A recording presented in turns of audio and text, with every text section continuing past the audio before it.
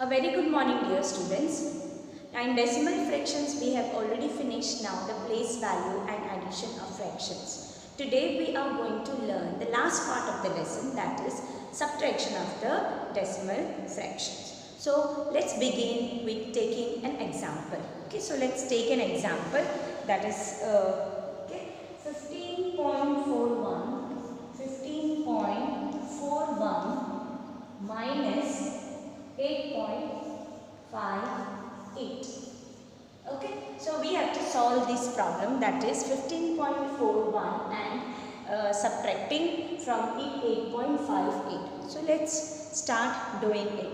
Okay, so first we will draw a table. First I'll show you this manner and then I'll show you in this manner, so that you can come to know both the ways how to solve. Okay, so we have to write the digits here and the place values. So place value of 1 over here is tens, 5 is units, okay, 4 is tenth and 1 is in hundredth place. Fine. So place names, now we have understood what it is. Tens, unit, tenth and hundredth. Okay, these are the place names. So let's try to write first the place names here. T, that is tens, and then we have units, that is U. Then we have tenth, that is TENTH, tenth, and last is hundredth.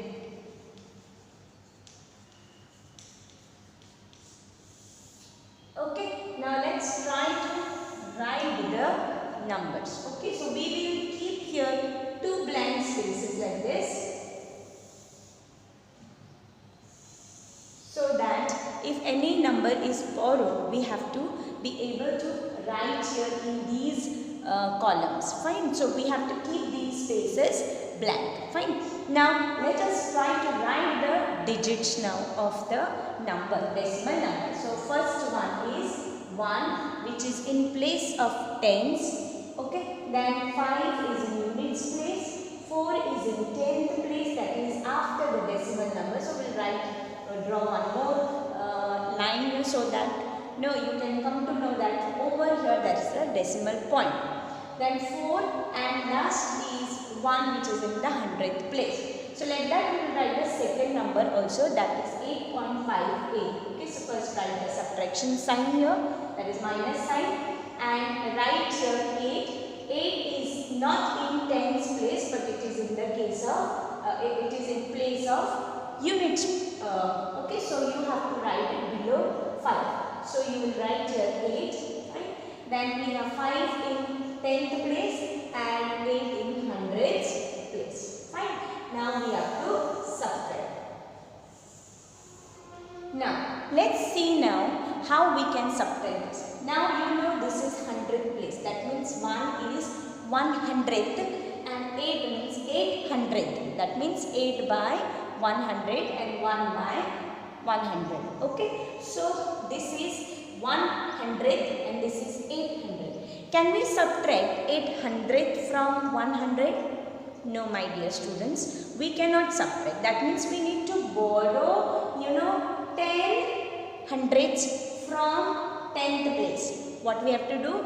We have to borrow 10 hundredths, like how we usually do in the subtraction. The same way we have to borrow now 10 hundredths from the 10th. Okay, from the 10th. So when we borrow 10 hundredth from 10th, what we are getting here is, okay, 10 plus 1 becomes 11 hundredths. What it becomes? 10 plus 1 becomes 11 hundredths. So 11 can, from 11 we can subtract 800. So once we subtract now 800 from 1100, what will be the answer? Yes, of course, it will be nothing but 300. It will be 300. Now here how much remained? Now we have borrowed 1/10 from here, which over here it becomes 10 hundredths. Okay, we have borrowed 1/10. 1/10 is equal to how much? 1/10 is also equal to, yes, okay, it is also equal to 100. Okay, so fine. Now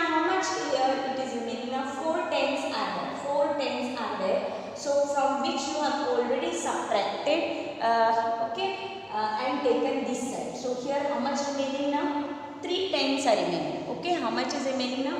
3 tenths are remaining. Again now 3 tenths is less than 5 tenths. Then usually how we are doing, the same way we have to do. Now here from here 1 unit we will be carrying over here, which will become 10 units.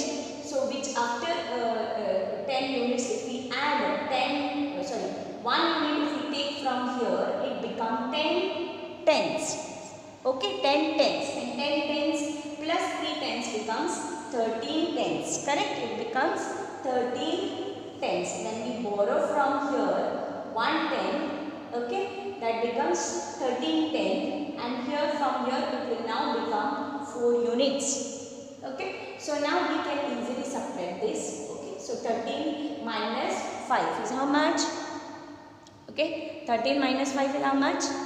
Come on, start calculating your fingers. Yes, you are right. It is nothing but 8. 8 plus 5 is 30. Fine. Now what we are getting over here is 4. Now usually how subtraction we are doing, like that we will do. Again 4 is less than 8, so we have to borrow now 10. 1 tenth from here, then it will become 14 here. Now we can easily subtract from 14, 8. How much will remain? Yes, you are right. Answer will be 6. So now the answer is 6.83. How much is the answer? 6.83, because this now becomes equal to 0. Okay, so this is how we are usually doing. Now let's start doing here.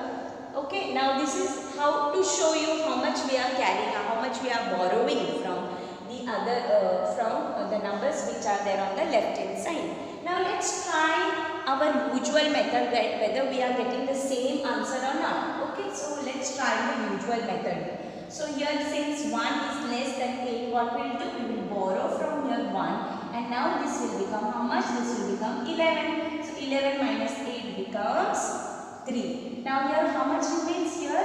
Nothing but 3 remains. So 3 is also again smaller than 5. So what we have to do is that borrow 1 from here, and now this will become 13. So this will become 4. So 13 minus 5 becomes how much? 8. Okay. Now keep the point here, decimal point here. Okay. And now what you are getting here is 4. So we cannot subtract from 4. So again we have to borrow 1 from here. It becomes now 14. And 14 minus 8 is nothing but 6. Okay. And now here nothing remains in 0. So 6.83 is the answer, or simply we can call it as 6.83, because this 0 which is there in front of 6 does not have any value. So the answer remains 6.83. So this is how we are supposed to do subtraction of the decimal fraction. So let's take one more example and try to solve in this manner instead of this, because this takes lot of time or consumes lot of time. We will solve by the usual subtraction, how you have studied from your lower classes up to now. The same way you have to do, nothing much. Only thing you have to remember that whenever you are putting this decimal point will always come below the decimal point. So whatever first number you are taking, wherever is the decimal point of that first number, second number also you will adjust in such a way that the decimal point will be coming one below the other. Otherwise the answer will come wrong. So you have to pay attention to that. So let's solve now the second problem. One more example we will take from the exercise, that is problem set number 42.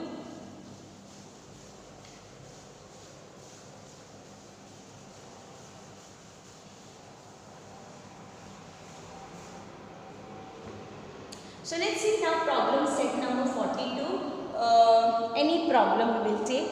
We will take now the fifth problem, that is 63.4 minus 31.83. Okay, 31.83. Now why I have taken this over here? Only 10th place is there, but here in this case there is 10th place as well as 100th place. Now how to write?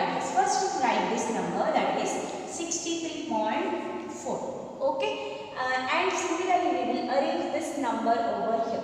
So you know 1 is in units place, so write here units place. 3 is in tens place, so write here decimal point below the decimal point. Okay, and then we have what, 8 and then 3. Fine, such is the condition now. Okay, and put a minus sign here and then start solving. But before solving, you see here there is nothing.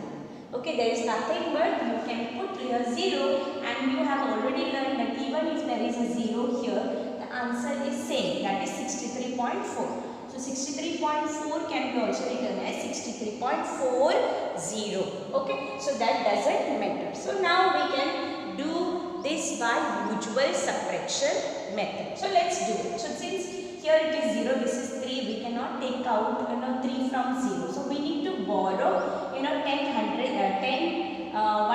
from 4, and we have to add over here. It will become, okay, 10 plus 0, 10 and 0 will become 100. Okay, 10 plus 0 will be 10 only. So what will remain here?